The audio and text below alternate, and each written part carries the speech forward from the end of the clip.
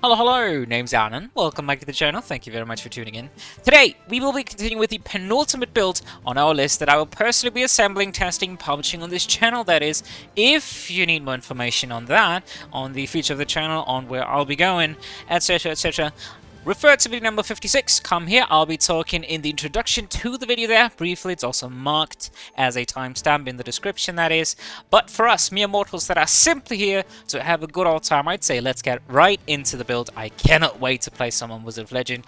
I only have a limited amount of time here, as I am in my break from work, so let's get right into the run, shall we? Today's build is called Electrical Flames. I love that so much. If you've never heard of that phenomenon, go look it up, especially pictures. I highly recommend it. I think it's incredibly cool. An electrical fire is essentially a phenomenon that is, well, a fire caused by electricity. I'm assuming that maybe you have like some sort of current, like from a cable, like an open cable, right? Not a shut cable, but maybe there's holes in that cable, or like it has straight up been cut apart, and then that cable like connects to some kind of, well, I would think my pea brain would think a piece of cloth, for example, but I don't know how exactly electricity can cause a fire and then just light it ablaze, you know, the piece of cloth, that is. I think that's a very cool image and very great description for what we're going to be doing here today, as we are going to be combining the element of lightning, that is the current, with the element of fire, i.e. the caused flames caused by that current, that is. And this is yet another combination of elements that I have barely ever tried. I have never tried to make a particular build around this, like a build specifically targeting the idea of causing mayhem using electricity, causing fire using electricity. That's so cool to me. It's kind of mind-blowing in a way that I've never even thought about this, even though it fascinates me so much. Either way, the build idea here is that we're going to be focusing on our lightning abilities, and we're going to be using fire abilities as a support, as lightning is quite the efficient killer. You touch a current, like a very high voltage current, and you're done for, my friend. There's just no coming back. Whereas fire is quite a slow killer, right? It does hurt a ton, granted, but you can literally walk away from it. You can suffocate it, getting rid of its air source, right? It's fire needs air in order to burn. So if you essentially suffocate it, like in a vacuum, for example, there's just no fire. So fire is, in nature anyway, a lot weaker than currents, besides the fact that, you know, currents cause weaponry and other things to work. But yeah, so we're going to be focusing on our lightning abilities more so here than fire abilities. A neat item for this build right away that comes to mind as a starter relic, potentially, is of course the Ebon Wolf's Cloak, which encourages the player to use both fire and lightning abilities, as it only enhances those by increasing the damage dealt by if I recall correctly, 12% right out of the gates. However, it will reduce your damage, or rather the damage of every non-lightning and non-fire ability. So that's a great item to look out for. I'd say let's get into the build, starting things off, of course, with our beautiful, gorgeous, flamboyant Fury Robe. It's so colorful, I love it. It perfectly represents kind of a mixture of lightning, or currents, generally considered yellow, and fire, generally considered orange to red. It is just a very bright orange coloring. I love it so much. The eyes also look gorgeous with this one, but also, stat-wise, this thing is an absolute menace. It's a fucking beast to reckon with. This robe is so busted. I love just bringing this out whenever I need a a good old beating, right, as they say. I just want to have a good old time fucking up my enemies. Fury Robe does the job just right. It increases your signature charge gain, that is, by 20%. That's a fifth more from all sources, and your signature charge ability damage by 25%. That's a fourth of extra damage. So let's say you got a really overpowered ability, dealing a crap ton of damage already. Great, slap this on it, and now you get what? Like one extra cast of that ability. Say you got an exploding fireball, where the ultimate costs 3 regular exploding fireballs for 50 damage each.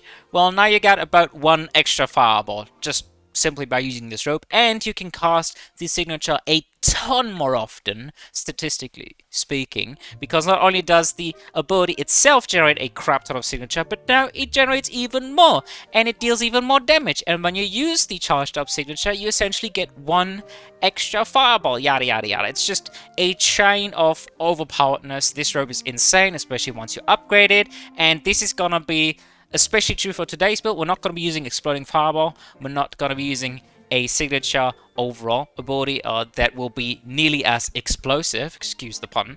However, Fury Robe will still be a provider of tremendous value regarding our signature. Our signature is still quite powerful, and we really want to get it off a ton. This essentially grants us cooldown reduction, if you think as a full signature charge, but as an instant 100% cooldown reduction on your signature ability, and a ton of extra base damage, as well as a very straightforward potential build path here for the run overall, as this already massively kind of kicks you or introduces you to the direction of running a full signature charge related build, and from there you can stack crit chance or base damage, yada yada yada. You know how it goes. Signature charge is quite broken, and Fury Robe is perfect for this build for all of the reasons that you can think of, really.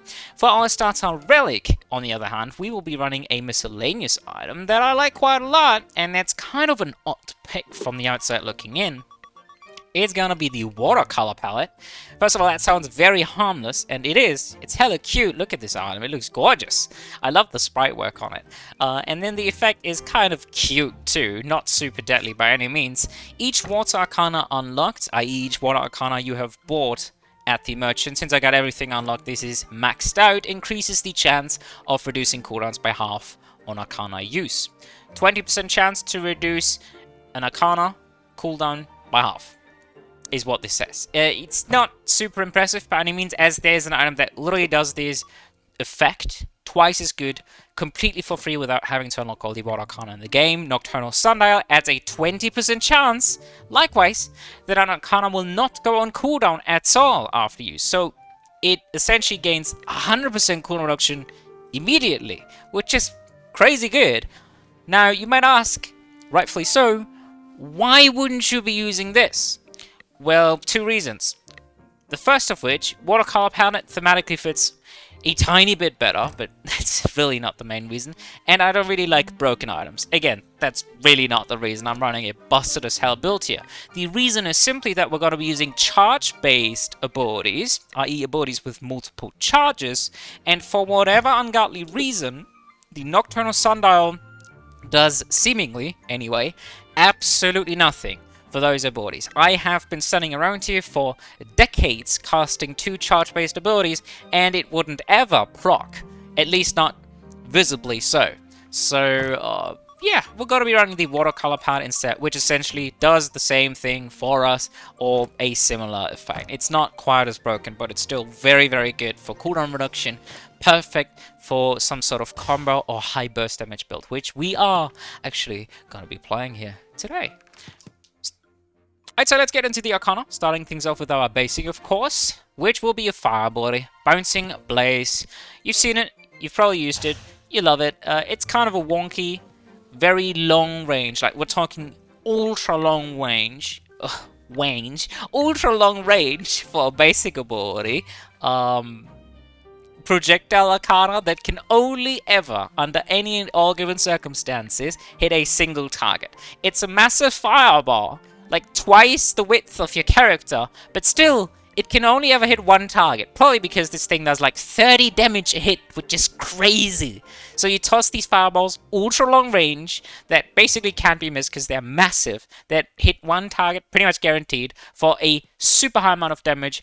Well, what are the downsides of this ability? Besides only being able to hit one target, there are none, is the answer. None at all. You can spam this out like there's no tomorrow. Well, you can't hold it. You can tap it as fast as you can, and it will throw out a bunch of these bouncing, very long-range fireballs. Bouncing means that if you bounce these on the ground, like so it falls like in an arc towards the ground, kind of. It's kind of hard to explain in 2D. Then it bounces off of the ground, and again in another arc to the very top, and then to the very bottom of the ground. It only bounces once per cast, and if you bounce it, say this is a pit, I bounce it in front of that pit, it can actually fly across that pit. very similar to me simply standing here and casting it, essentially throwing it across the pit manually, which is neat. It's not useful, usually. It's very much not useful, but it's kind of neat that way, because I like it. It's great. It deals a ton of damage. Guns has a lot of versatility, a lot of freedom. You can just chug it in for quick damage, poke damage that is. You can chug it in, rather spam it at a single target for very, very fast, high damage numbers, roughly 30 damage. You can see you throw balls in intervals of 3, as is the norm with abilities in this game. You usually get 3 hits off of a single basic Arcana before you kind of have to rest, or there's a bit of a downtime in between uses. So you get 36 damage, base damage here. We're not talking about any damage increases. Fury Orb doesn't increase the damage, and neither does our Starter Relic. So 12 damage a hit for 36 total damage very, very quickly at a long range, super versatile, easy to hit. What more could you possibly ask for? Well, the enhancement, which is incredibly insane. Fireballs pass through all enemies. Infinite piercing. So I could throw 1 fireball and it would pierce all of these. I could throw all 3 and deal 36 minimum to all of these guys. Also generating me a shit ton of signature charge in the process. This thing is crazy good. Incredibly versatile, and it's just the right fit for this build, I feel. It's awesome. We're gonna be a long-range magician or wizard. Anyway, it is a projectile, which is also perfect. So, mwah, chef's kiss. Love this thing. Now, bit of a downside here, because this is not so much a main basic ability, as you have to, first of all, tap it, which will give you arthritis, absolutely, or carpal tunnel. But also, you don't really want to run this as your main ability, as you really need the enhancement for this to work out. The base version is kind of useless, and then with the enhancement, again, it's going to be useful for rooms, it's not going to be useful for bosses. Against bosses, generally speaking, there are better abilities. This does have a high base damage, but it doesn't hit very frequently. You can only ever hit 3 times, which in the grand scheme of things, at the very end of your run, say a Sura fight, that's what you are prepping for over the course of your run anyway, right? For the most part here. This is realistically really not that good. There are a lot way better abilities. I'm especially looking at Lightning Basic Arcana, but also the Chaos Basic Arcana or Water Basic Arcana here. A lot of them just hit a lot more frequently, deal a lot more damage overall per use. This cannot be combined very well with buffs like Lightning Aspect or Fueled Berserk, in my opinion anyway, because again, carpal tunnel and arthritis. So I hope you're having a good old time with that. Anyway, this is never really gonna be your main damage source, even though it does a neat amount of damage and is super easy and fun to use. So, naturally, what the hell was I gonna say? Right, you cannot combine it super well with candies or gloves or any similar items. It's simply not a great idea doing that. You can do it, it's gonna work out. It's simply not nearly as efficient as just getting a better ability. Whether it be a better basic to do that with, or whether it be a just a regular ability that you press one button of and it uses the ability for a great impact overall on the current room or your opponents or whatever. So let's move on swiftly to our dash, which will be Magma Rush. One of my absolute favorites, super fun to use. This does count as neither projectile nor melee, which I'm kind of fine with it. It should be a projectile, but oh well. So you dash forth and you leave behind this mine, this ball of fire, which has a tiny radius attributed to it. You can actually see that radius for one, which is kind of strange, because in this game usually you don't see the radius of an ability unless it's like a ward, for example. Many abilities that have like this kind of invisible range or hitbox around them don't exactly show it. Like, you can often deduce it from the animation, but there's quite a bunch of abilities that don't have a visible radius. By visible, I mean a circle like this one is drawn on the ground in the radius of this mine. This is essentially a proximity mine, so anything that comes into that radius, into its proximity, i.e. will be chased down. The first target will be chased down until the mine expires. It has a set duration. After that duration, it will explode. Regardless of whether it has acquired a target or not, it will simply explode, dealing its damage in the drawn AoE. So it will slowly start chasing down enemies. You generally want to place these in a spot where enemies must walk through. either in preparation, so in advancement, and then they, they have to walk through here, and then that mine is perfectly timed to explode, hitting all of them at once.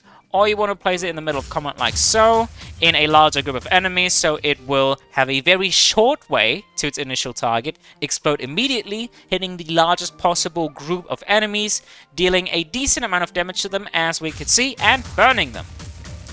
That's very nice. This is just a supportive ability. This is the dash in this game that you simply use and forget about. You don't have to worry about this whatsoever. You don't really have to try to aim this. You don't really have to be super aware of its presence. You simply use a fireball mine with a rather huge radius, put it somewhere on the map, dance around it a little bit, and that's it. You don't really have to risk your ass hitting this or go in super hard or try super hard, like with a wavefront, for example, or maybe an ignition rush or chaotic rift.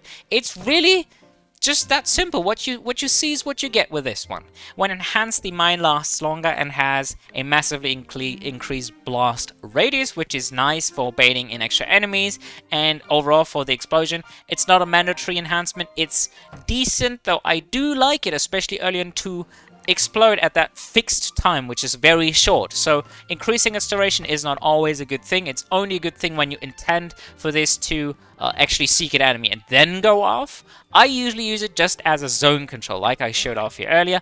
I simply use it without it having any targets in range, and then I will bait the targets into the mine and make it blow up. You can still use the enhanced version for that though, so don't take my word on that. It's a decent enhancement. You can get it, for sure. It's not as great as your Fury Robe enhancement, which will, by the way, which I didn't mention, raise your signature charge to, what was it, 25, 27, something like that. It's already overpowered, right? It's got to get much more busted than it already is. So you really want to get that, and then your secondary goals should be either your Bouncing Blaze or the next ability that we will be getting to in a second here, and then your final priority should be Magma Rush, which is just a tiny enhancement, right? It doesn't say deals more damage or has a shorter cooldown or any of those things. So typically having a larger range or a longer duration, i.e. easing the usage of this, isn't exactly super useful or strong, or should be prioritized in any meaningful fashion. So let's swiftly move on to one of our main contenders, our first lightning ability of today, Surge Anchor. Very interesting. I've literally never used this before in a build, and I really wanted to make a build around this, and well, here I am today presenting you said build. Surge Anchor, you throw out essentially a ward of lightning, which is connected to you. It remains connected to you with a thin line of lightning that is constantly active, or in pulses it will be active, damaging any and everything between you and that ward. It has a massive distance, right, that it travels when you initially throw it out, and that it can cover to you. You can essentially run away from it for however long you want, and it will remain in its position. It will remain that connection to you active, dealing ton of damage to all the enemies. Now the only downside is that the line here, the line of lightning that it will use in order to apply that damage, is very narrow. So you shouldn't use your Bouncing Blaze, which has naturally a very large knockback attributed to it, because it will likely knock enemies out of that range. So just deploy the Anchor, or the Anchors, as this thing starts off with 2 initial charges, and watch the world burn like so. I know you can't really see it well, so I'm going to approach it for now. You can see it has a decent duration on it, very similar to a ward. However, wards don't deal nearly as much damage. This does not indeed shock. Instead, the line simply deals damage. Now, these are 2 anchors at once. You can see this thing has a very short cooldown, and since it is charge-based, we greatly benefit from our starter relic Watercolor Palette, potentially giving us back a ton of cooldown reduction on these initial charges. It's very nice for dealing damage. It doesn't count as neither projectile nor melee, which is annoying, but it kind of makes sense for this one. It would probably be melee in my book, to be honest. When enhanced, the anchor lasts longer and creates more streams. More streams translates to more damage. The anchor lasting longer translates to more damage. So unlike the increased duration on a Magma Rush, this enhancement is actually very worthwhile. You should absolutely get it as soon as possible. I wouldn't say it's nearly as important as Bouncing Blaze, as simply having a fireball that can stun lock all enemies and pierces at your disposal, which doesn't have a cooldown, is much more consistent over having a Surge Anchor which has a very long cooldown, well, like 7 seconds a charge, or so, 7 seconds ish, plus Watercolor Palette potential effects, that is, right? You don't have a guarantee on that. So, naturally, you should absolutely prioritize your basic, in my opinion, even though you might not end up using that a ton into bosses, and then go for Surge Anchor. Of course, first and foremost, you should actually upgrade your Robe, as this easily ties the whole build together, and allows for one incredibly smooth way out of your run, or through your run, rather.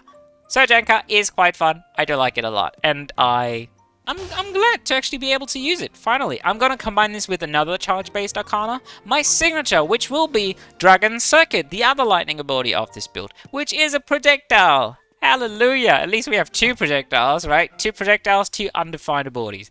Great. Could be better, could definitely be better, but at least I have one other projectile. In case you didn't know, I was going to say items. That's not what I meant to say. Abilities in this game are categorized broadly. Very, very broadly. Similarly to items, which often are categorized objectively in the wrong category. So Dragon Circuit, while Dragon Circuit has this little icon in the very bottom, this is a projectile ability. That means it gets affected by things that affect only your projectiles. For example, there is a certain Chaos Visor, and there's a certain offensive item that raises the crit chance, but only for all projectile abilities. Or that one cursed item, which specifically, the Binoculars, whatever the hell they're called, which specifically raise the damage dealt for projectile abilities, but decrease the damage dealt from melee abilities. So naturally, when an ability has no category, it's not categorized as anything whatsoever, you can't boost it. Granted, you can't decrease its effectiveness, but more importantly, the heavy hitter here is that you cannot amplify it whatsoever. Melee abilities are innately overpowered as they can be combined with a Dark Katana, literally tripling their crit chance, which is insane. Ranged abilities are a ton worse, projectiles, pardon, but regardless, at least they have a category.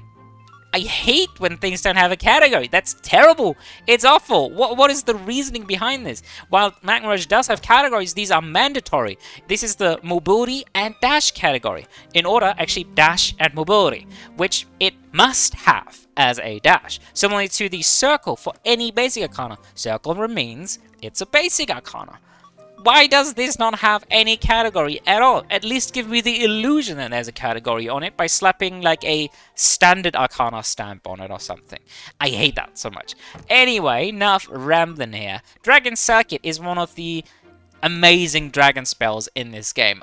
Just a set of special spells that can be combined with a certain Chaos Arcana, but let me not sidetrack anymore. So this ability comes with 2 initial charges. You throw out a snakish moving dragon. I like it a lot. It's just it's moving in zigzag lines in front of your character for a short period of time, right? Kind of like a lion scale shot, but think of an S shape more so than a line, and then it will raise to the sky and strike down on one particular enemy or a small group of particular enemies, dealing a bunch of damage to them, like so.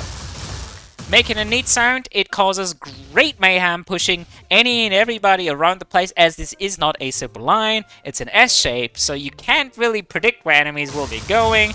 It's very, very chaotic and very unreliable, and the fall down, the swoop from the sky downwards will actually be easily missable, which is not very good at all. This thing can easily miss its target. Granted, it's like a Sura that moves quickly enough out of the way in that particular moment, or like moves to the sky using their ultimate or some shit.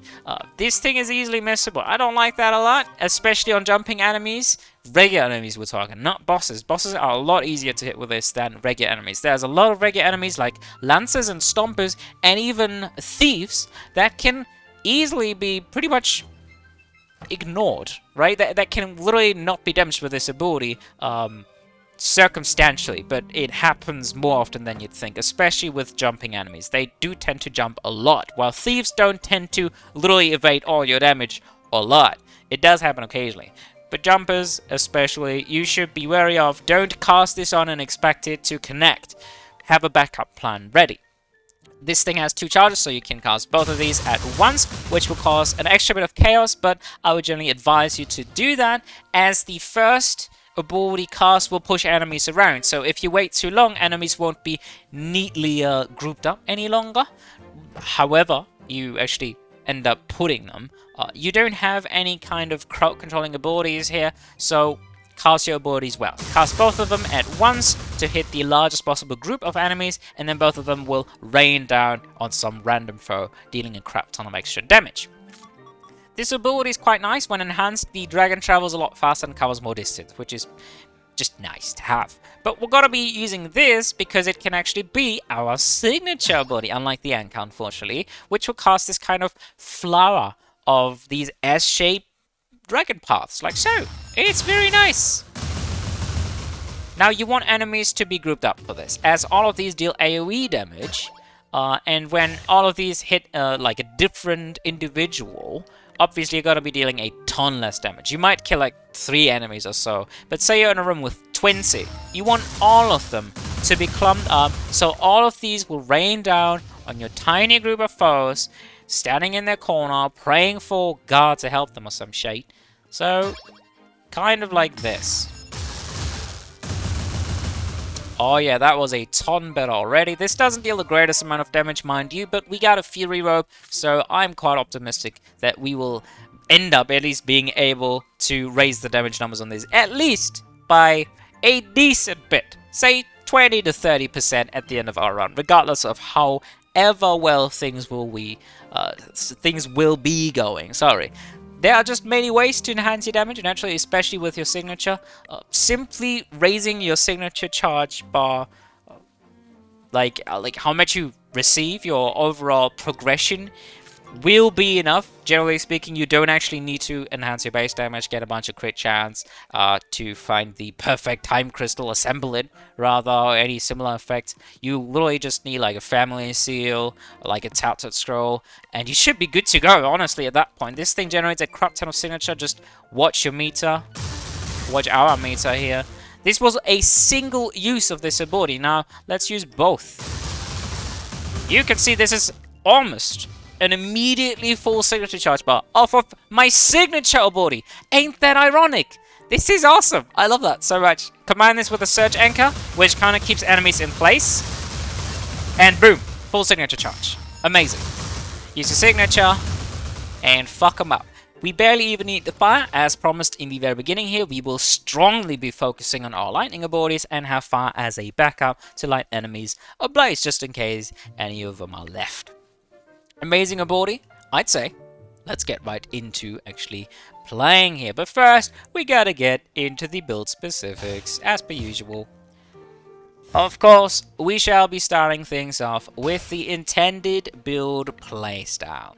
I intended this build to be played hyper-aggressively. I love it so much. Use your charges, use them well, gamble a little bit around with your Watercolor Palette. Just assume that you will be getting this at least once, alright, per charge of your 2 important abilities, and then occasionally on your Magma Rush. But again, we already talked about that. You don't really have to pay attention to your Magma Rush. Just use Magma Rush. If you get a cooldown reduction on your Magma Rush, great! But are you really going to focus on getting this ability off a lot?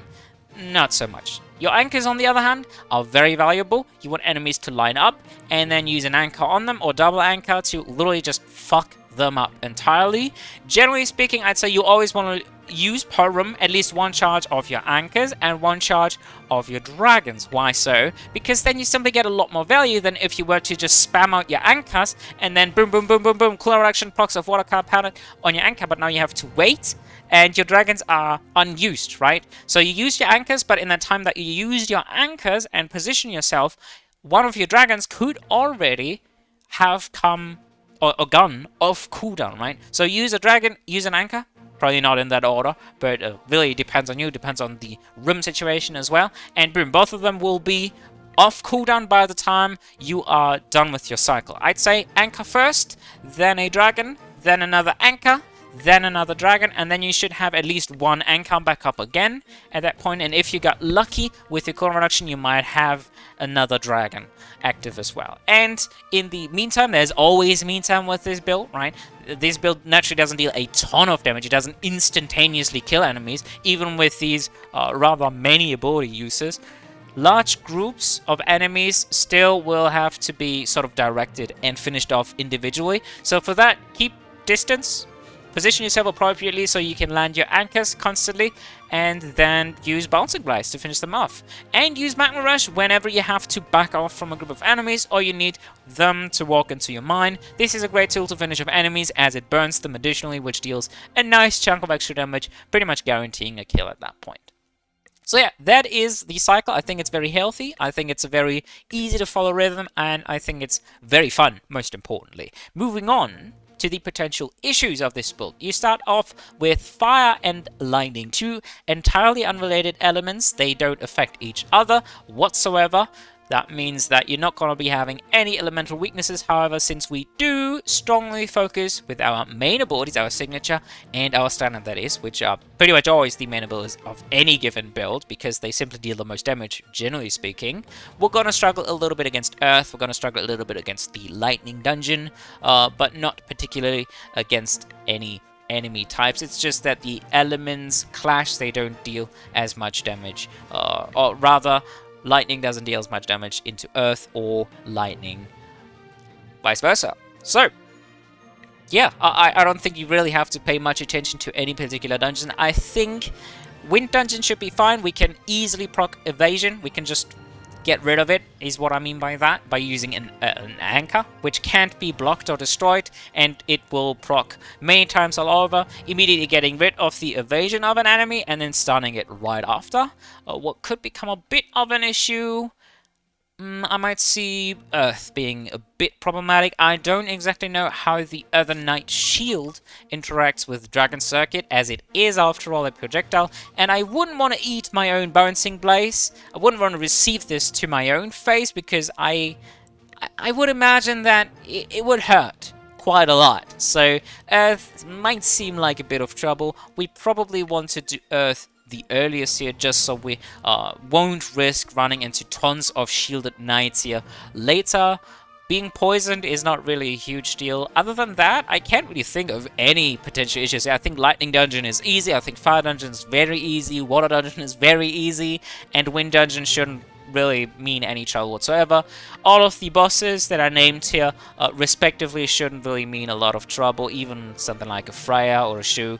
So yeah, I'd say no issues ahead. You just need a little bit of extra damage, a little bit of cooldown reduction maybe, to get things to cycle much more efficiently, much more reliably, so than with just a Watercolor Palette. But other than that, I'd say you're good to go.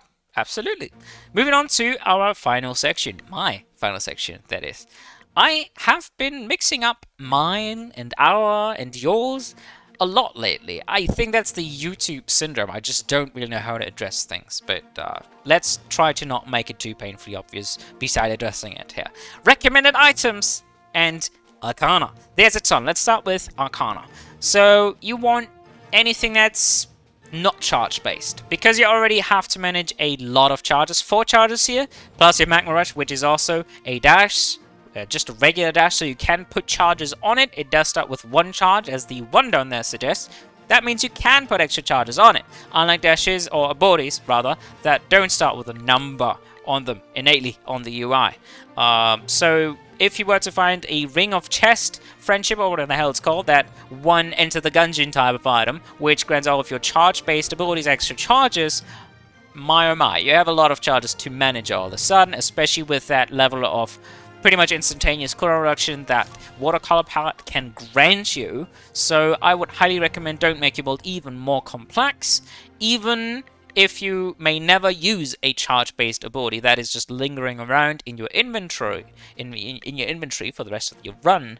It still puts this kind of mental pressure on you of, oh, I feel like I should be using that ability, I'm kind of losing out on value, and you really don't want that. You want to avoid that at any cost, so don't get like a Flower Petal, for example, or a Dragon Arc. Oh my god, don't get Dragon Arc. It has so many charges, it gets you really mixed up in your head, whether you want to or not. It's just a subconscious thing. At least for me it is. I can't really imagine anyone else being much indifferent about this, to be honest. So avoid those like the plague. Other than that, just get very simple to use single large hit abilities, specifically stuff like explosive fireball, stuff like bolt claymore, permafrost bulwark, just the usual go-getters that are super fun to use, super easy, and super impactful, that generate a ton of signature, deal a ton of damage, and more importantly, have a ton of knockback and crowd control capabilities. You're not really lacking those, but having a bit of extra crowd control from a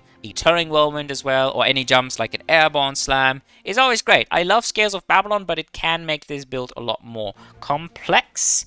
It does hit a large area around you, pushes all enemies away, slows them down, just deals a ton of damage, but also grants you cooldown reduction movement speed for each enemy. That's a ton of things to keep track of, especially the cooldown reduction. It can instantaneously reset all of your cooldowns, potentially, and that's just so much to handle. The less room for making errors you grant yourself, the less errors you will be making. That it's simple. Just keep things simple. KISS. Keep it simple, stupid, right? Just adjust to that principle. Make of that what you will. I personally prefer single large signature charge generators like Explosive Fireball and the likes. In terms of items, on the other hand, we have a ton of options. Of course, we don't have the mandatory items like a Dark Arcana and similar conditional items, but things like a luxury handbag are awesome. We want to enhance all of these abilities. Things like Fortune Cookie and Magician's Top Hat are also awesome because all of these enhancements actually do something sufficient. They're not just, yeah, deal a tiny bit of extra damage, tiny bit of extra duration. It's actually that all of these mean something. Even the Magma Rush does have a noticeable enhancement. You should absolutely pick up a Magician's Top Hat or a Fortune Cookie and similar items that usually might get undervalued in your average build, your average run. I personally love Magician's Top Hat, especially. It can be potentially combined with the Magician's Wand, an otherwise horrendous item for any given build, for one of the best items in the game. Just awesome, and one of the best outfits in the game, objectively. True, don't doubt me. It's awesome. So, cooldown reduction and enhancements at any cost are amazing. I would even consider picking up stuff like a Double Toil for an ultimate cooldown reduction that is always present, additionally to the Watercolor Palette and similar items, because cooldown reduction is just that effective. You really just need these 4 abilities, more specifically your 3 abilities. You really don't need the dash, let's be honest. It doesn't really do much for you anyway. Just need a basic to fall back to. That's just like your default ability, and then the other 2 abilities, slap a bunch of cooldown reduction on them, slap a bunch of extra charges on them with the aforementioned wrist of chest. Oh my god, what's it called? Ring of Chest Friendship? Is that what it's called? Or am I just mixing things up with Enter the Gungeon? Not sure. It's basically the item from Enter the Gungeon, but in Wizard of Legend. You'll find it in the utility category. Just go scout for it. You get how that works. So extra charges, cooldown reduction, mwah! And you're good to go. You can just keep spamming Y and B and watch the world burn, as long as you know, keep your distance and you space, or use the available space rather, decently well around enemies, so you won't be hit, you won't get stun locked in the middle of spamming your abilities like a lunatic. You should be absolutely golden, to be honest. In addition to those things, you can grant yourself an extra bit of signature charge generation. As mentioned in the very beginning, it's incredibly busted with the Fury Robe, and with this particular signature, it generates so much, it will be full in absolutely no time. I wouldn't recommend projectile destruction, even though that does work, as it is a projectile, so put like reinforced braces on this, and then the bladed buckler, and boom, dude. You just blow up everything. Again, that's another build path. Or, here's the most default one. Bunch of base damage, bunch of crit chance. First, you need the base damage to make your abilities have a high amount of base damage, and then crit chance to capitalize on that base damage by doubling it, tripling it, yada yada yada, and boom. Right? You find yourself in no time destroying absolutely everything, going from what the hell am I doing to what the hell is going on, why is everything dying so quickly that I can barely even take a glimpse at the enemies. All that having been said, I'd say we have a plenty, just a massive array of options, honestly. You can even go defensive if you want to. I wouldn't recommend it. This is not a defensive build by any means. It's just not supposed to be a defensive build. Alright? I don't know why I'm stuttering so much today. I'm just cutting syllables. I'm cutting single letters left and right. It's like I'm writing an essay right now while, I don't know, while having been high for the past like 8 hours. But, I don't know. I'm just excited for today's build. There are so many shenanigans to unpack here. So many things that I have to say about it. I really like it a lot. I love the idea, love the imagery, love the name. Everything about it is right up my alley. And I really can't wait to finally test it out. So I'd say, without further talking, because I could literally keep doing this for another hour, let's get right into it, finally. I do feel like doing Atlas first. If I can. Let me. Thank you. Let's go! I feel like this build might even potentially synergize very well with a handful of individual run modifiers. I would imagine. There's a lot of them that I perceive as potentially working very well with this build. Oh, very annoying no matter why. Now the anchor is an objective. Sorry, it's an object, not an objective. Very similar in that regard to wards and summons, meaning that if you throw it straight down... Oh, well, I can't do it here. If you throw it straight down into a pit, it's actually gonna fall. It's gonna die. It's not gonna magically float in the air. No, it'll actually go bye-bye. Now, if you excuse me, I will have to get used to this build. I haven't played it for a hot minute after all. Grandma right away. No, thank you. You cannot, you may not have my watercolor palette.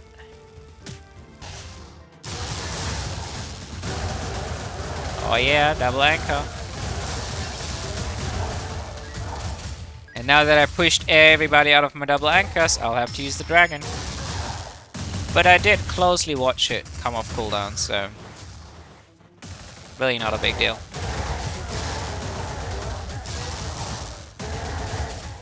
If you are too close to a wall, as with any skill shot, you can easily miss the dragon.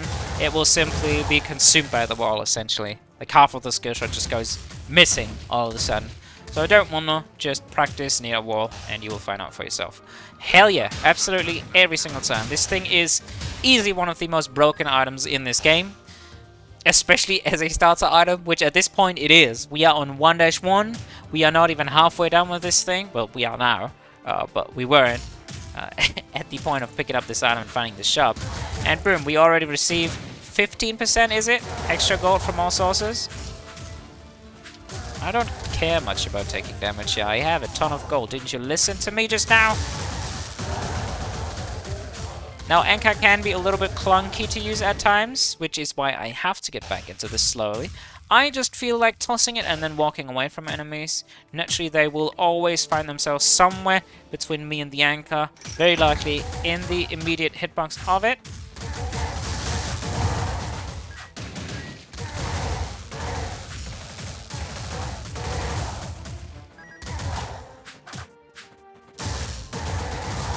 It's gonna be a bit of a rough early game here, as we don't have any form to pierce, and these very narrow rooms where we can't exactly throw a decent anchor are gonna be the death of us.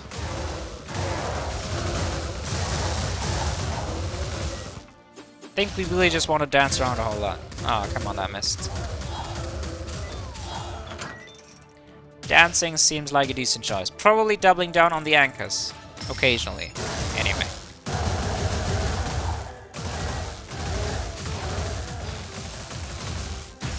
Oh, come on. I missed the anchor because of the Dawn Tree. Like an idiot.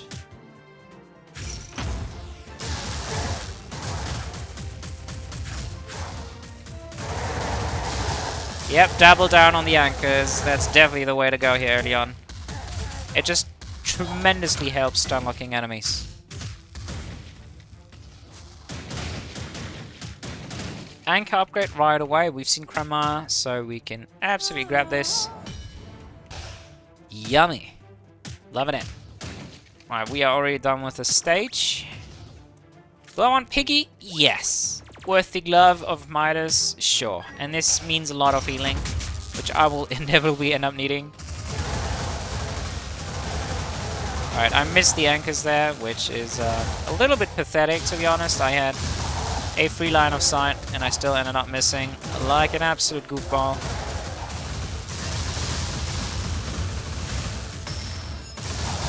Cast this in the middle to get out maximum amount of damage. Okay. Neat. Oh, Heroic Blaze and Regenerative Inkwell? What is going on? What a nice chest. Thank you very much. Heroic is gonna be not super useful. It's unenhanced. It doesn't have the greatest range by any means, or the greatest duration either. It's kind of too short, to be honest. But it's still, regardless, gonna be incredibly useful. It's a jump, granting us iframes. It's a jump in place. Doesn't force us to move, therefore it's very useful for those very, very narrow claustrophobia-inducing rooms, which is awesome, because that's not exactly where our anchor shines at all. We need a lot of freedom to throw the anchors, and claustrophobia is quite the opposite of the fear of freedom, right?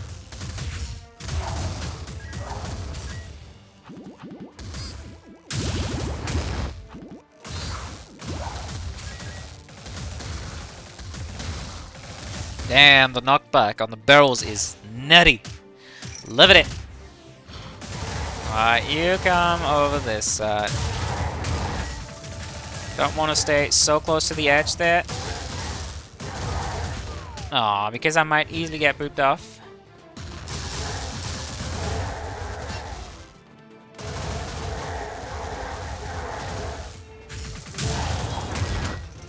I don't want to risk anything here.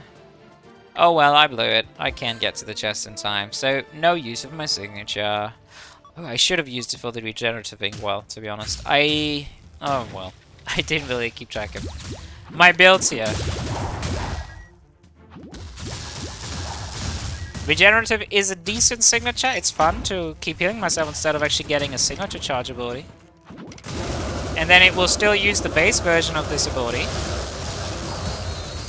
so it doesn't just strip away your damage. Which is very nice. That's a ton of healing.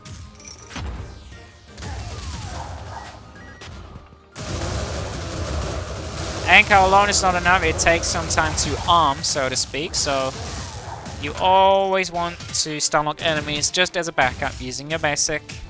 Throw out the anchors very quickly and then stun with your basic. I'd say on floor 3 and later, probably throw out one anchor, then basic, to make sure enemies will be stun locked, or at least far enough away from you, and then follow that up with another anchor. Kind of like so. Keep in mind that your basic, at least at this current point in time, does not pierce enemies, so you simply do not have a way to stun lock enemies. Well, we do with Rogue Blaze, just... It's about the theory of you not having, or us not having Heroic Blaze here, so... Screw you.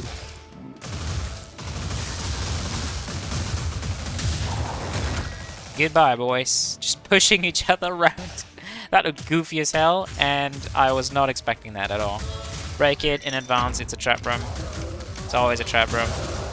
Okay, throw out the anchors at long range, throw out the dragons at long range to hinder them from jumping onto us, and then keep our sweet distance just so we can walk out of frame, or out of range rather, in case they actually do end up jumping us. It's very likely the farther away the enemies are from you, Lancers specifically, the more likely they are to try to jump onto you or back into combat. Bouncing base upgrade, that's incredibly handy. Immediate take. Sweet. Sweet mother of God. Okay, deploy the anchor.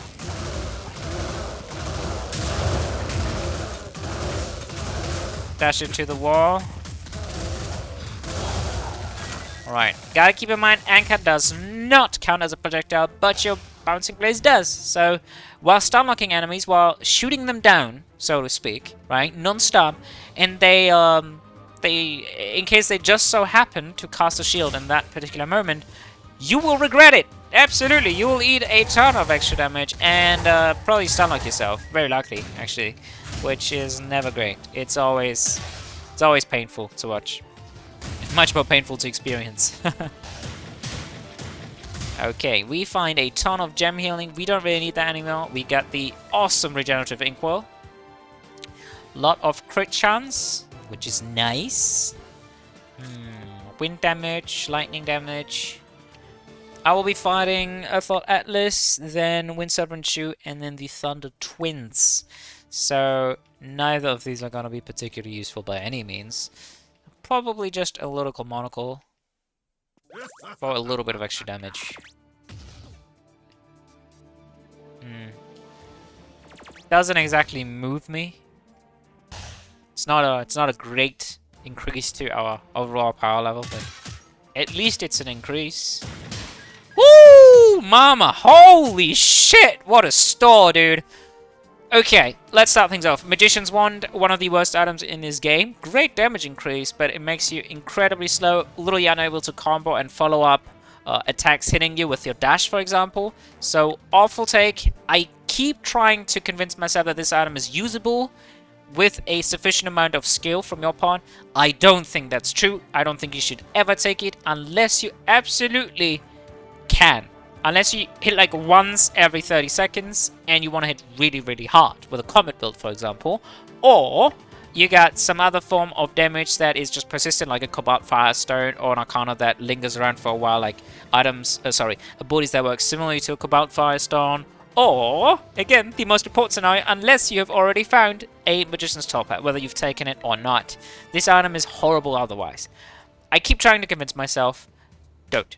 And you, please, don't do it either. It's pure suffering. Even if you say you were actually good enough at this game, consistently enough at this game, in order to make this item work all the time, it would still mean pain and suffering because nobody wants to play like a slug just because they now suddenly one-shot everything. It's just not very fun to be slow as hell, in my opinion. So I will never take this. Strongman's is incredible. Insane damage increase of up to 50%.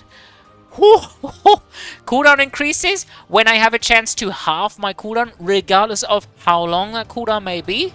Woo! Count me in. That is so good. It's so damn good. It's not as good as a Nocturnal Sundial, which still resets my cooldown. This raises my cooldown from a smooth, like, 7 seconds to a whopping 14 seconds.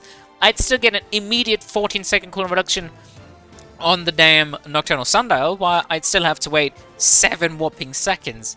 Still 7 whopping seconds in that particular example from the Watercolor Palette, or for the Watercolor Palette. So it's not super OP with a charge-based build, but still insane damage-wise, not cooldown reduction-wise, just damage-wise. It can be mitigated very well, as I just mentioned.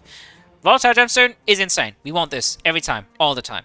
Incredible item, S tier, all the way, 10 out of 10. Literally works with every run. Perfect item. Doesn't have a downside in my book at all.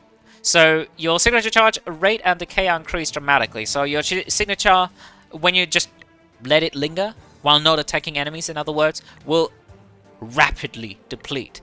But combine this with a Surefire Rocket, and it doesn't have a downside anymore. Not only that, but you have all of a sudden become a god. You use one ability, your signature charge is off cooldown. You use your signature charge ability, your signature charge gets off cooldown again. You can literally chain signature abilities with this thing, and it's the most insane thing in this game. Easily, I love this to death. And then Graduation Bouquet is also incredible. Very good. Receive double relic drops, but lowers gold game. We don't care much about gold game. We got a fucking Glove of Midas and a piggy bank that we can pop for gold game.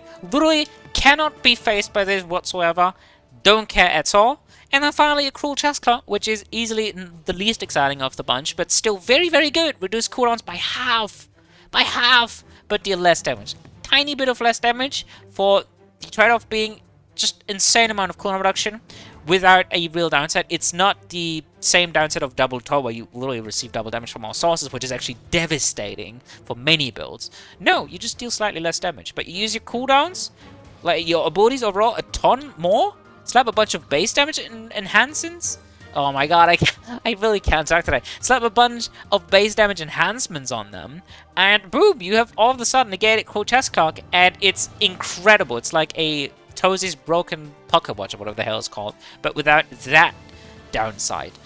It's just so good. How is this a cursed relic? I don't know. We're definitely gonna be picking the Volatile Gemstone, regardless of what's going on there. But insane item drops. I love everything about it.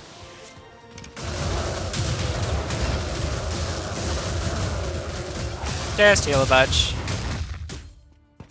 Oh man.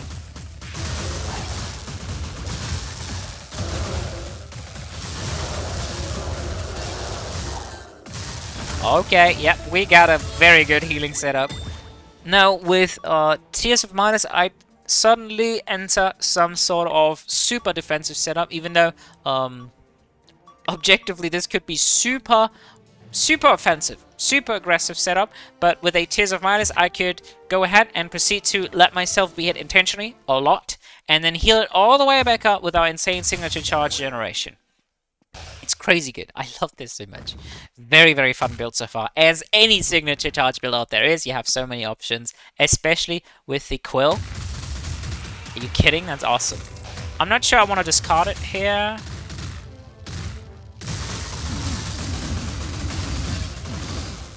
Probably. Let's be honest.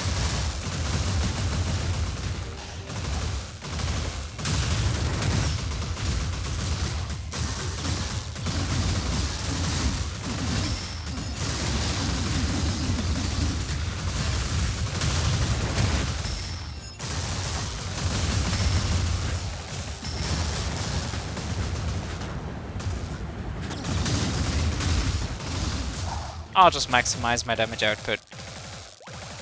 Get things over a little faster, you feel me?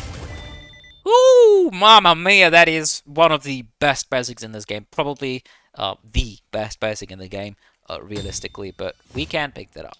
It would fit the build very well, but it would kind of get rid of that fire element and the initial build structure here, which I never want to ruin. I don't want to ruin the build integrity, after all.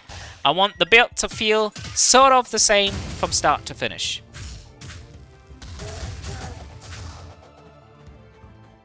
Okay, can we anchor around the corner? Not really. We could try.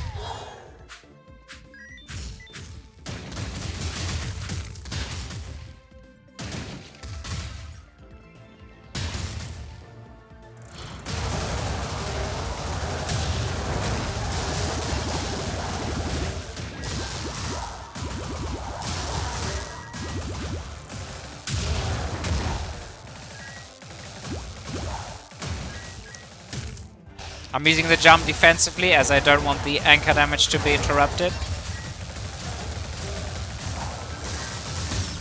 Oh, yeah, I'm a damn. Sorry, that one's on me. Okay. Nobody here, huh?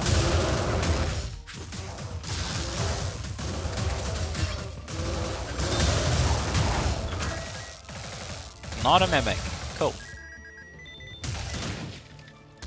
Man, I love the candelabras in here, by the way. It just looks so neat. Brings life to this godforsaken world. Keep a bit of distance for anchor value.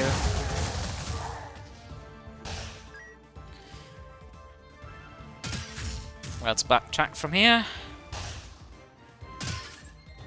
For a few extra obstacles.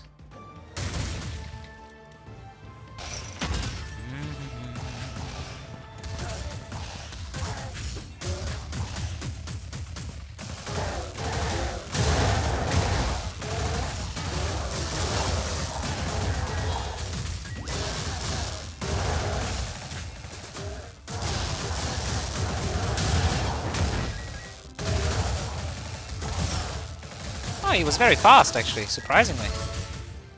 Didn't expect him to get the attack through. That was quite fast.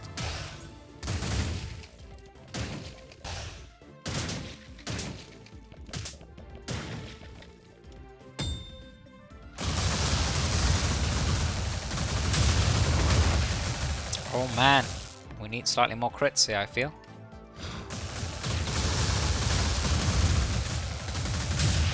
Maybe I knocked him out of the dragons?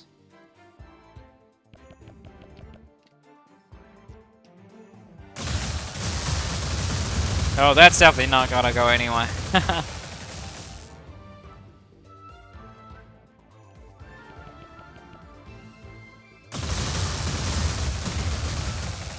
Nope. I keep knocking them out of stuff. I probably don't want dragons. Oh, I want to start with dragons. No, not looking good.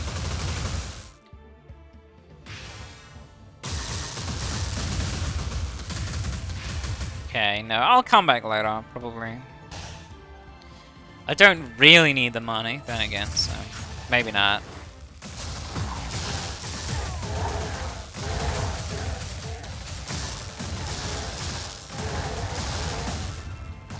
Such a lovely tool for hitting off-screen enemies. Thank you. I meant to take that anyway.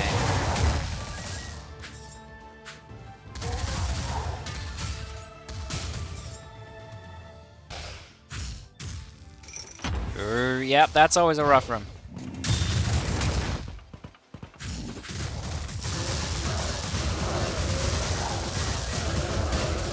Not for us, however. Gotta deploy the anchor before the next wave. Oh, no wave. Cool. Fine by me. So much healing, dude. No damage, but so much healing. It's crazy. A smart person would have actually discarded the... What's it called? The feather holder? Inkwell? Right? The inkwell. I'm sorry, I'm not that old. Boomer. Right? Would have actually discarded that and headed back to the pinata, but I don't really care much, to be honest, so... I'm fine not getting the pinata. I'm fine intentionally missing out on it. Just as much.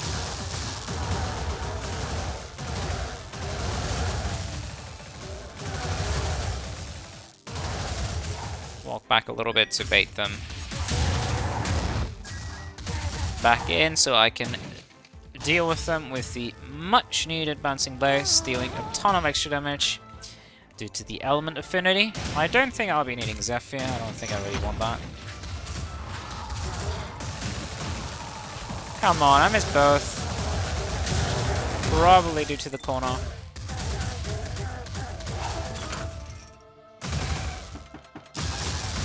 Hello, my mimicky friend. Still alive, huh? Well, not anymore. You're welcome. Exit, exit. Anyone? Exit. Ooh, hoo, hoo, Abbot Wolves.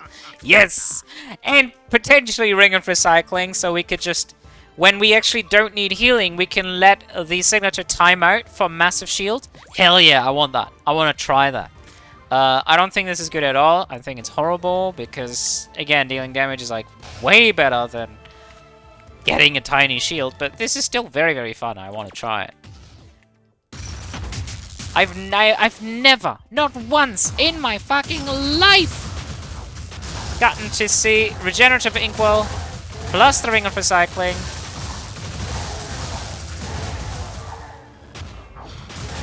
To be honest, I can't really use it well here, as I do want to kill. Well, I'll let it time out. I'll try anyway. Oh, nice shield, and it's permanent, as with all shielded health. So nice. Oh my god, that's so cool. So for regular rooms, I'm going to be able to not only heal myself fully with the Regenerative Inkwell, but whenever I won't need to... Oh, and of course the piggy bank later on here. But when I won't need to, I can use a Ring of Recycling and let that... let that health, that kind of lost health gain from Regenerative Inkwell, overflow into a shield, essentially giving me like what, 100 extra max HP? That's awesome. So cool. I could also grab Abacus to do all of that, but even better, even more so. I'm not really feeling it. I'll go. I don't need the pinata. I don't need you, Taffy. Not anymore. You little traitor, you. I thought you were on my pod. On my side. My part of the story. That's what I was referring to here. Ooh.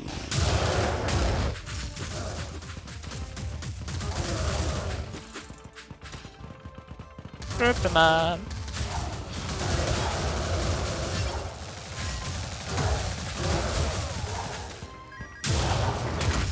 And get another shield, huh? Let's just wait it out. That's the only downside. We will have to wait it out. It does take quite some time.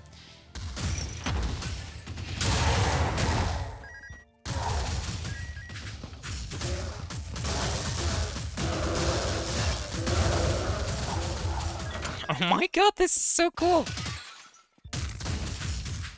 So while waiting this out, every time we're gonna have to go for obstacles. Shielded health, now that I quite some, renders you essentially invulnerable.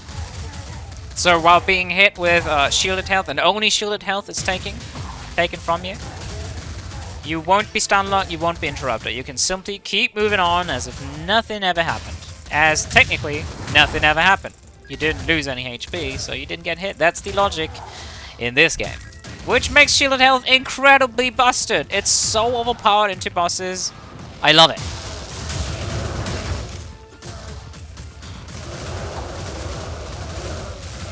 No, you guys. Into the pit you go. Come on. I need my shield back. Oh, this is so fun. I'm so glad. I'm so incredibly happy. I've finally come to see this. I have never made a Ring of Recycling build. Don't shoot through the statues. Come on, you guys. Have some manners, would you?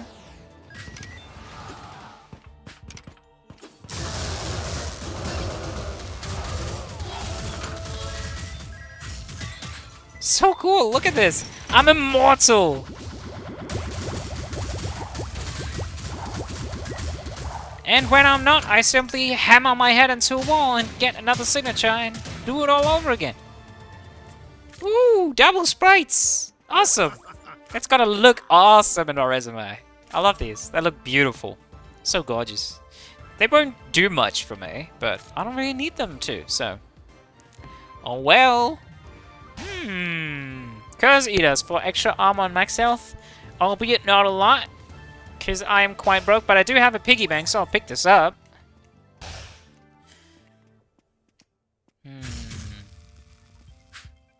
Piggy bank. Oh, right, that comment was regarding the lack of money that this will cost, right? It's 125 gold for essentially, well, like 5 extra health or something? 15 in this case, right? One stack per curse relic, and I only carry one currently. And I'll likely not find many additional curse relics over the course of this run. I'm already on 2-2 after all. So this is not going to generate a ton of value, but the armor will help significantly maintaining the shield. Which I really like. I think that idea is just busted as hell.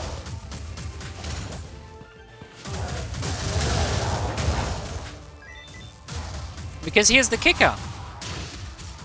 It's not a lot of armor, but it does apply to all damage taken.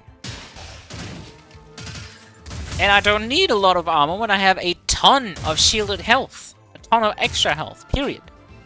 A ton of signature charge generation. I just need a tiny bit to make everything scale decently well here into the late game. As we are not going to be looping. I am just so busted. I love this, sir. It's so creative too. I love signature charge build. I'm on the edge of my seat right now. I'm so happy. Heroic Blaze upgrade. We could grab it. I think we will grab it after finding our red, just in case it's a Cardist. Cardist would be more valuable. I'd much prefer trading off the Heroic Blaze, at least before buying the upgrade. because of a potential luxury handbag find. I would never take the Titan's Equilibrium, or whatever the hell it's called, that unenhances all your items and grants you a damage boost parallel to that. Not parallel, what's the mathematic term? Proportionally to the number of abilities that were unenhanced.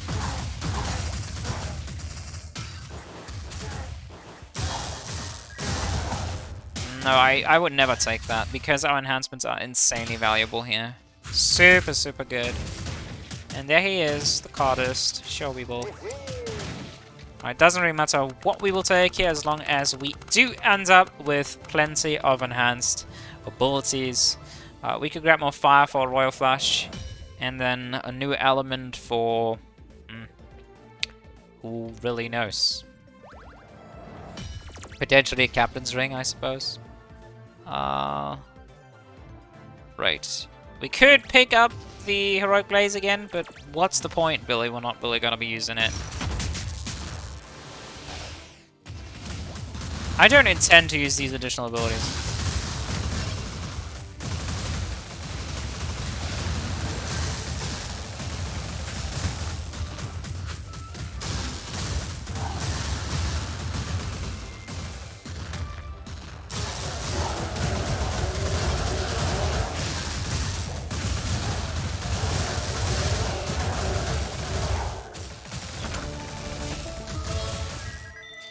Safety scissors, sure. We can get rid of these scissors of vitality. It will destroy the item, but I don't really care about it much anyway.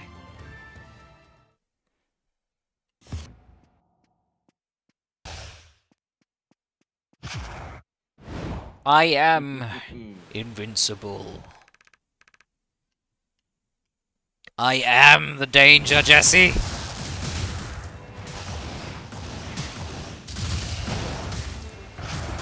Oh hey, evasion. You know, that thing that you like so much?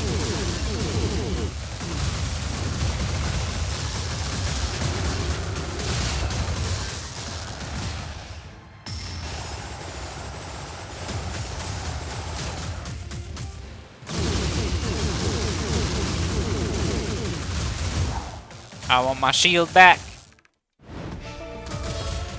I like how I just infinitely keep turning my shield off. Away. Oh, I should have probably waited that out. Will I still receive it? I don't think so. I would imagine during the stage transition all that is reset and no bonuses will be applied. Oh, I think I got it back though. Nice. Evading Zephyr is amazing. Dragon Death feels fun. It's just another dragon spell, and it's easily one of the most fun ones. It is the most fun dragon spell to me personally, as it is, after all, the Earth spell, and it is insanely fun.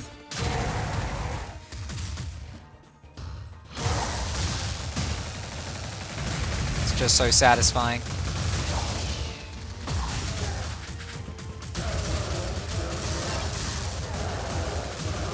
Come here, children. Right, could pop the piggy. But I don't think now is the time. This could yield a ton of money, that's why. I will definitely pop these, probably the lace jump, honestly, because it's very useless. Ton of extra damage from the anchor. Bit of extra health due to the Curse Eater's Vest. Sure thing.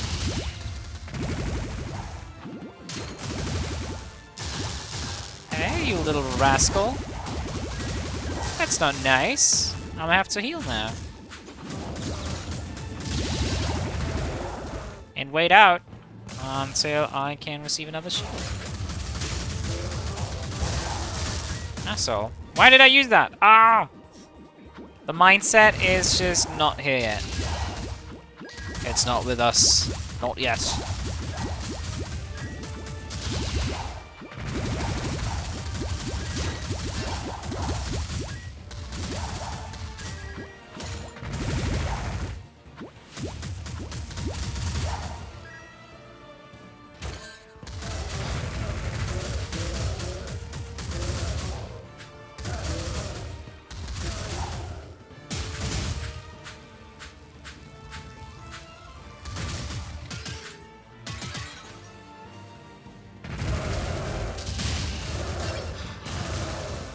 I'll just walk out, put my free shield, and come back later for extra signature charge.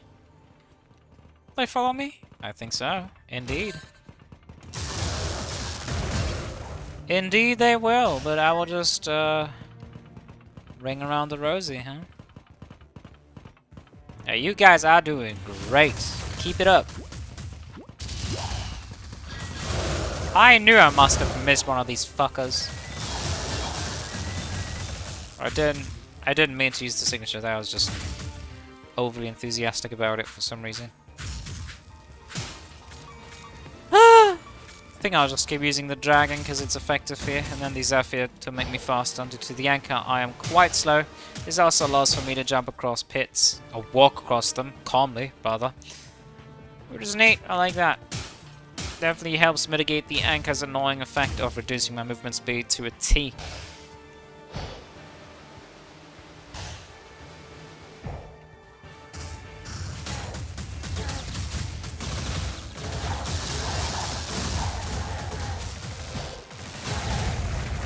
Walk faster.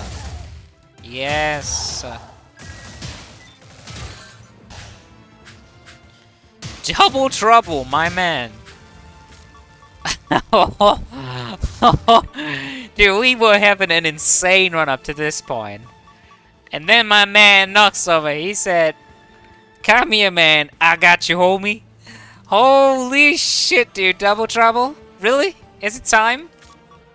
I think it's time to pop the piggy. For a ton of money and a double trouble. Oh my god. Oh my lord. Look at that healing. That's a ton of healing orbs. Ton of healing going to shit.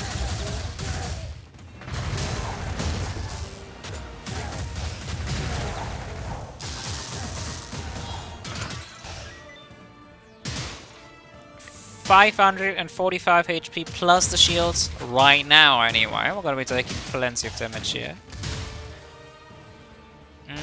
No reasonable upgrades here. I refuse taking any of them. I will keep trying to maintain the shield, it's much more important than health. As I can simply replenish health with health orbs from the piggy bank, for example.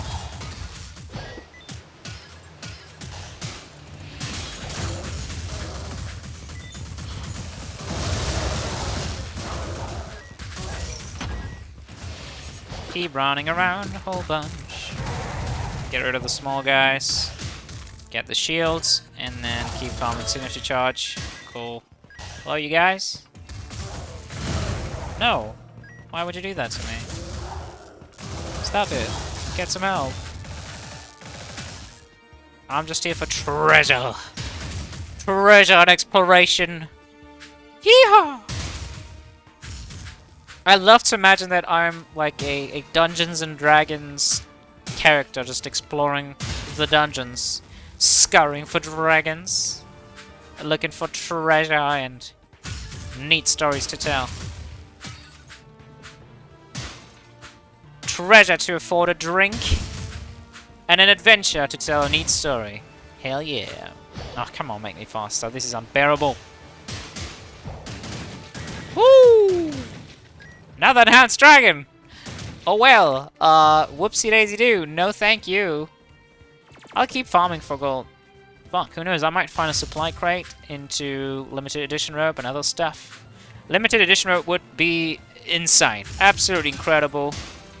Literally finishing off the builds.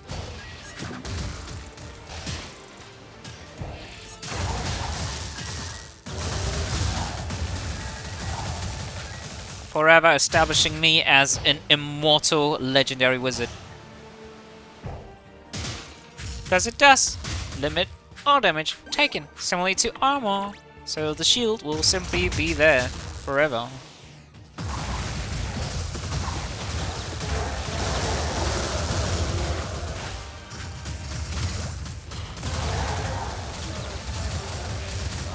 Thanks for the shield, guys.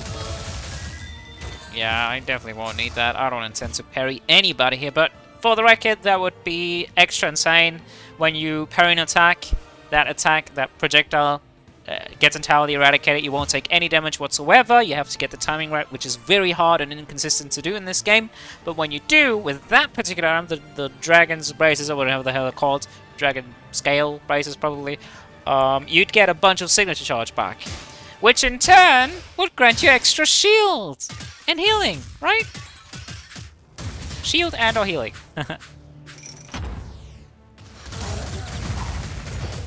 Hello, guys. Thanks for the shield. I mean, you love attacking me, but more than once. Ain't it, Chief?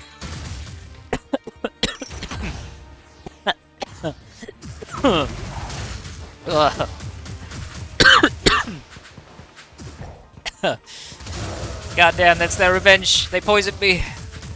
Come on. Come on, you guys. You should know better than that. Oh, I love this room. It's so dangerous. In my opinion, easily the worst room in this game. Most dangerous, most unforgiving, painful, instantaneously killing your room in the game.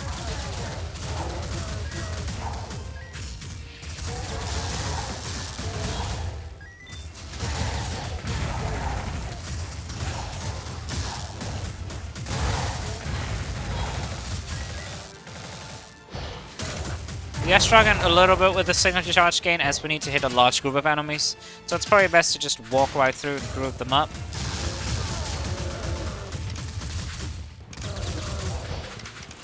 No, friendos.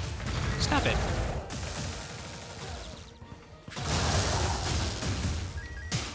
I don't need those hand warmers, thank you very much. Do I look like the kind of wizard to wear hand warmers? And fuzzy pink hand warmers at that?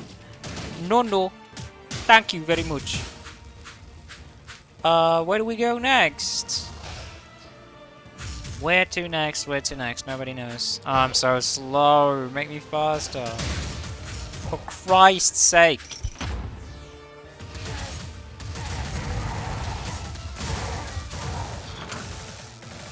That's it? Really? Is that the best you got?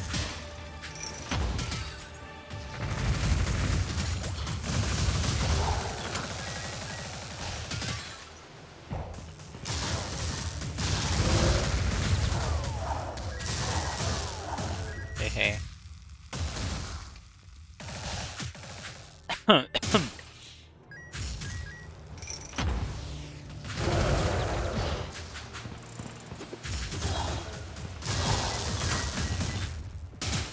I got closer to them there just to group them up. I didn't want them dashing around when my Zephyr would expire.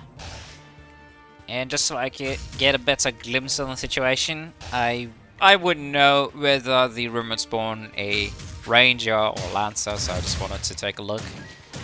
Evaluate, clump them up, and follow that up immediately. Now positioned in a much more stable position. I feel like that's quite important to mention for that particular room. It can definitely get you screwed up at this point during your run. Enemies are just so quick, and you have to make very, very fast decisions, or you will receive plenty of damage straight to your face. Let's get our green and bounce here. Oh, that's not our green.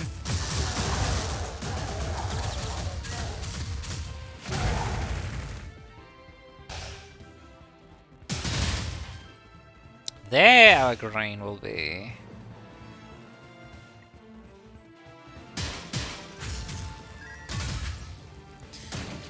Soccer cleats. Other than that, everything's kind of meh. I do like Cal and Sandy shoes just as a fallback option.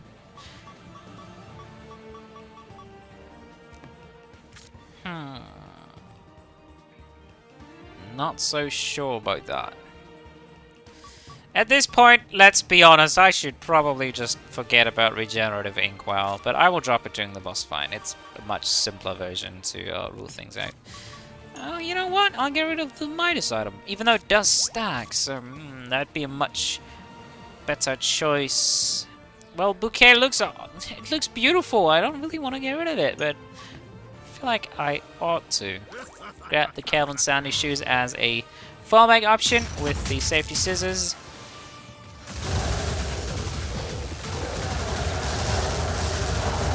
I want to block the thief. I want to stun lock him just so I got more time to replenish my shields.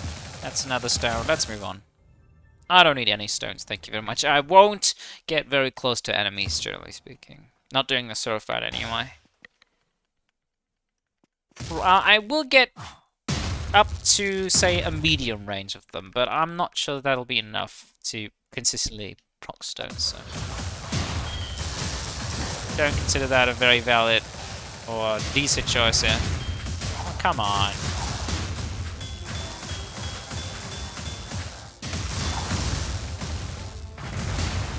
Come on, you guys, stop dodging the dragon.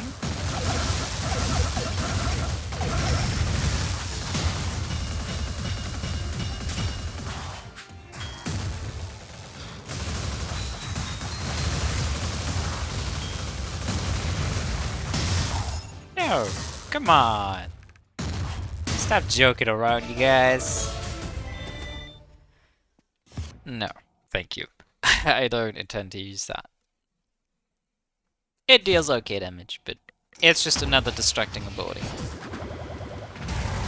Oh. Totally missed that one. I didn't mean to shoot it that way. I meant to shoot it through all of the enemies, including these lamps, as the lamps are quite annoying. I don't have projectile destruction, or even remotely decent projectile destruction at that, so... let's destroy but not pick up yet.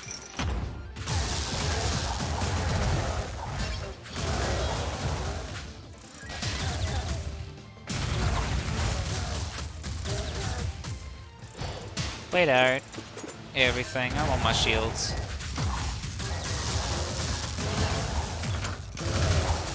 I want another shield.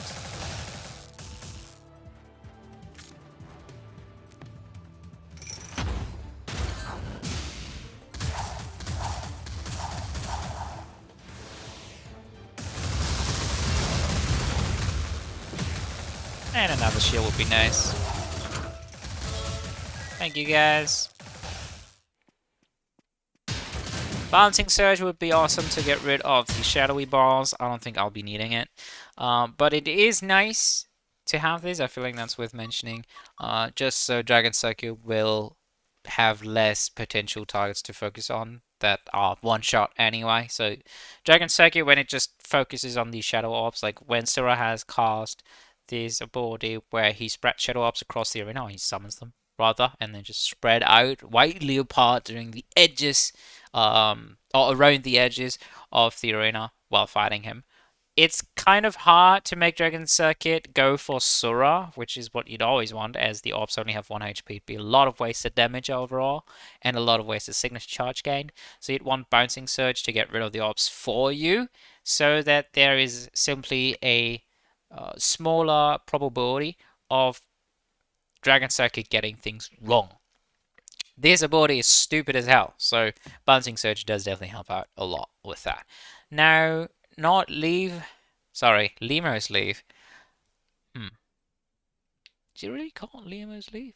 Why do I have Nod leave in my head? What game is that from? I have no clue. Oh, I think that's from the Binding of Isaac. The Nod leave, so you can stand still and you're invulnerable while standing still. Lemo's leave kind of does the same thing, right? It's kind of the inverse, honestly. You keep moving, and while dashing, you're invulnerable, untargetable. It's like you have a shield. Very, very powerful. We haven't found a miner's item, so I will pick up the Lemo's leave, even though I don't really intend to use it fully. It's like a Zephyr. It's like shielded health, but completely for free. Easily the most busted defensive item, but I just really don't like using it. It's so stressful. I not only now have to focus on hitting every ability and dodging properly, positioning myself properly, but also on dashing through abilities just so I get a lot of value from the Lemo's leave, so I definitely won't take any damage. And this is just one of those many things that make a build so much more explicit and complicated. It's just, ugh! I don't like using this intentionally. It's super stressful to me, so I'll just use it passively, I think. Wind damage we won't need. Pen is awesome because we can just keep spamming Inkwell. I don't intend to use Inkwell. I don't really intend to use Ring of Recycling anyway, but it might just so happen. This thing can actually get poked during a fight when you simply won't, like, when say you get a full signature at the very end of the boss's, like, pause pattern, and then they start attacking you again, and you just have a signature that happens to be kind of slow, or you have to cast it while being very close to the boss, and so you can actually cast it because the boss is coming at you like a raging whore. You have to keep dodging, right? You can't just risk being hit, especially not with a double trouble in your inventory. So what do? Well, you have to walk around and look for an opening, and then sometimes, in some cases, there simply won't be an opening, especially for Sura. Really depends on the elemental attacks that he follows things up with, and then the chaos attack as the final part of his combo chain. So just for that particular case, the Ring of Recycling actually gets you a little bit of value, whereas the Regenerative Inkwell doesn't reward you at all for letting your signature time out, whether intentionally or not. You have to use your signature still. So I do much prefer keeping the Ring of Recycling over the Ancient Fountain. Also, Ancient Fountain is quite valuable when you don't deal a lot of damage. Why did I just call it Ancient Fountain? Probably because of this.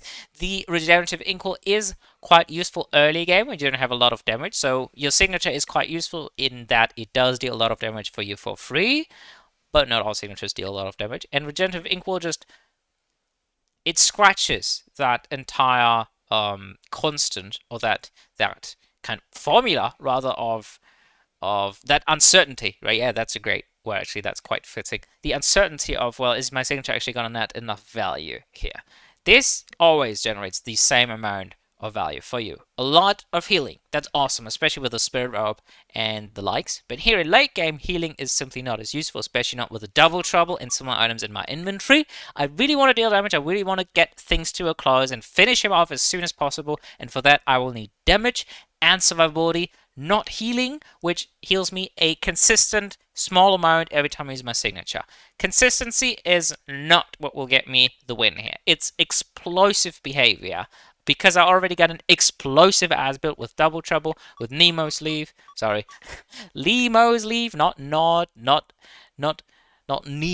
Lemo's leave, and Vorto Dumpster and similar items. I can mitigate dying decently well with Calvin, Sandy Shoes, and Scissors of Vitality, as well as simply trying to use the Lemo's leave actively. I have a ton of damage, and for that reason, that damage weighs much more heavily on the scale of what can carry a run than a tiny bit of healing. That's why regenerative has to go here, whether I want to or not. I can't use the healing. It completely neglects my signature ability.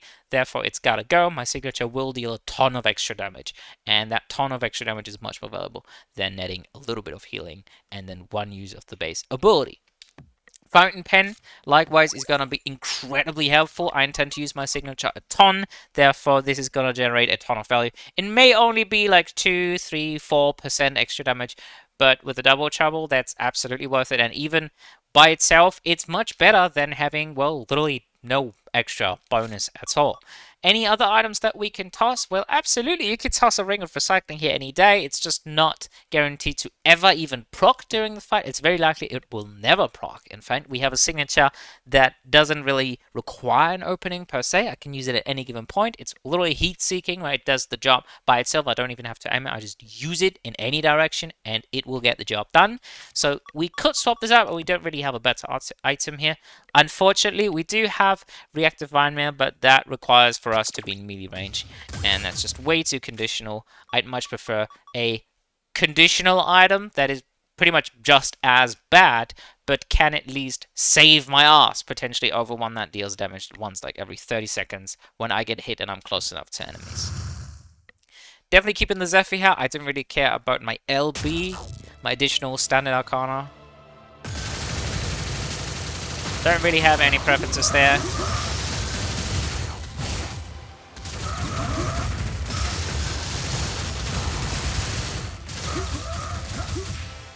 And goodbye, Sora. Now, I would wait for the Zephyr here usually, but my cooldowns are quite short anyway. I don't think I will be in trouble, or will get into trouble for doing this.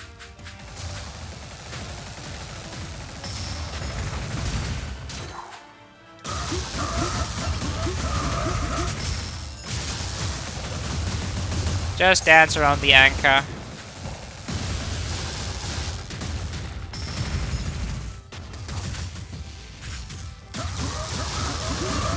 And boom. That's it. Very easy, very nice, very clean. A very overpowered run, I gotta say.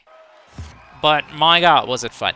Just as expected, that's exactly why I love these runs. I love playing signature charger builds. It's so fun. It always works out, regardless of what items you find. I wouldn't have needed to find like a family seal or volatile jumps or any similar signature charge gainers, right? Or increasers. But, I mean, they're quite helpful, so why not pick them up? I could have probably have picked up the Magician's Wand here, and I would have had just as nice of a time, albeit with a lot more suffering on my personal part. But at the end, what really counts is that you can play your own playstyle, that you can have fun, and that you can win with whatever you end up picking up. If you can't consistently win when picking up a Magician's Wand, and you have tried many times, and you have trained many times, and you just can't make it happen, maybe you're not really meant to. Maybe you shouldn't really try going for it, unless you really want to perfect every single playstyle there is. And at the end of the day, what really counts is that we can have fun, right? That's what games are made for. Let's break the scissors. Wait, why are they breaking? What? Oh! Oh, that's weird. In my mind, when you are... Oh my god, I must have falsely remembered. I must have switched this up with another item. In my mind, when you drop this, it would get destroyed, but apparently not. Oh well, I learn something new every day as well. I hope you had a great time. I certainly, evidently did. And until next time, you know how it is, you know how it goes. I wish you all a good morning, a good day, or a good night, my friend, wherever you are. And until next time, bye-bye.